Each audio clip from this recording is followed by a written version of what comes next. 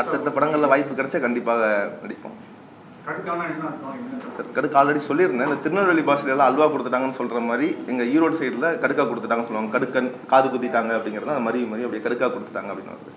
So யாருக்கு கடுக்கா கொடுத்தாங்கன்னு ஹீரோயினுக்கா ஹீரோயினுங்கிறது படம் பார்க்கும்போது புரியுது. சார், உங்களோட அடுத்தடுத்த படங்கள்ல வந்து சுருதி நாராயணனை வச்சு நீங்க உங்களுக்கு ஒரு ஜோடியா நடிக்க வைக்க போறீங்களா? வாய்ப்பு அமைஞ்சதுன்னா கண்டிப்பா நடிக்கலாம். நல்ல கதைகள் கிடைக்கும் போது கண்டிப்பா நடிக்கலாம். சரிங்க, வேலுநாச்சியாரோட அவங்களோட இது லான்ச் பண்ணிருக்கீங்க.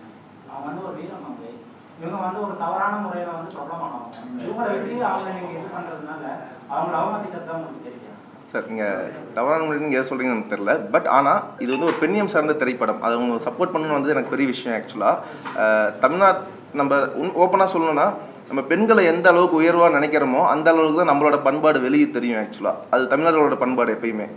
அது ஆக்சுவலாக இன்றைக்கி வந்து நம்ம 12th முடிச்சிருக்கிறாங்க. பட் அவங்க தான் எனக்கு லான்ச் பண்ண எனக்கு ரொம்ப ஆசையாகவும் இருந்தது, இன்க்ளூடிங் சுகாசினி. நீங்கள் அந்த வீடியோ பார்த்தீங்களான்னு தெரில. அவங்க ஒரு ஓடினாங்க ஒரு பஸ்ஸை பிடிக்கிறதுக்கு. நானும் அந்த மாதிரிலாம் ஓடி இருக்கிறேன்.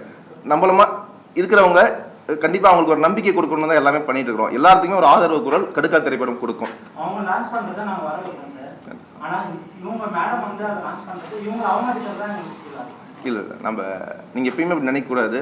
ஒவ்வொருத்தருமே ஒவ்வொரு விஷயத்தில் என்றைக்குமே என்ன நடக்குன்னு தெரியும் விக்டிம் ஆகிறவங்க தான் எல்லாருமே. பட் கடுக்கா திரைப்படம் மூலிமா நான் பர்சனலாக சொல்லிக்கிறேன், பெண்களுக்கு எப்பயுமே ஆதரவாக கடுக்கா திரைப்படம் இருக்கும்.